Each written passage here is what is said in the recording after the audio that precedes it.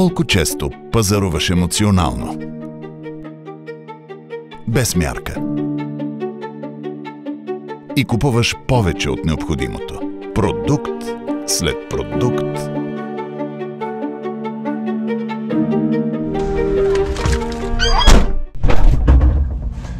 Колко често хладилникът ти не може да побере покупките? Колко често сервираш повече от необходимото? И изхвърляш остатъците? Всеки българин губи 93 кг храна годишно. От нас зависи да променим тази статистика, като пазаруваме разумно и споделяме излишъка с човек в нужда, защото не е за изхвърляне. Едно послание за спасяване на храната от Българската хранителна банка и Фантастико.